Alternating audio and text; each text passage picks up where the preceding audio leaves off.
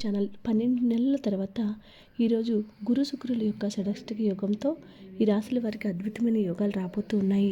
వేద జ్యోతిష శాస్త్ర ప్రకారం దేవతల గురువైనటువంటి బృహస్పతి ఒక నిర్దిష్ట కాలం తర్వాత తన రాశిని మార్చుకుని వేరొక రాశులకు సంచారం చేస్తాడు. ప్రస్తుతం మిథున రాశిలో సంచారం చేస్తున్న బృహస్పతి తిరోగమనంలో వెళ్తూ ఉన్నాడు. జూన్ 2026 వరకు కూడా మిథున రాశిలో బృహస్పతి సంచారం కొనసాగుతాడు.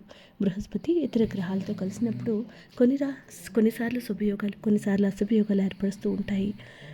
డిసెంబర్ 19వ తేదీన బృహస్పతి ఉదయం 7:12 శుక్రునికి 150 డిగ్రీల దూరంలోకి వచ్చి షడాష్టక దృష్టి యోగాన్ని ఏర్పరుస్తాడు. ఈ రాశుల వారికి శుభ ఫలితాలు ఈ రోజు నుంచి కూడా రాబోతున్నాయి. ఆ రాశుల గురించి తెలుసుకుని ప్రయత్నించేద్దాం.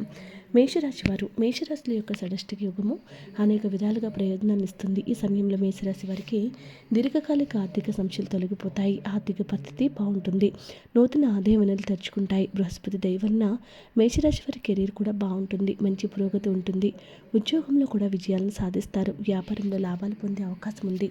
ప్రత్యర్థులకు కూడా గట్టి పోటీ ఇచ్చే అవకాశాలు ఉన్నాయని పండితులు తెలియజేస్తూ ఉన్నారు. కర్కాటక రాశి వారు, కర్కాటక రాశి జాతకులకు ఈ యొక్క షడష్టిక యోగం అదృష్టాన్ని ఇస్తుంది.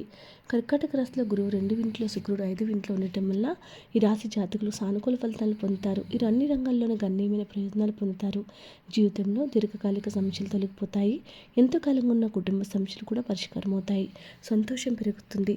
భవిష్యత్తు కూడా డబ్బులకు ఆదా చేసుకోవడానికి గొప్ప అవకాశాలు రాబోతున్నాయని పండితులు తెలియజేస్తూ ఉన్నారు.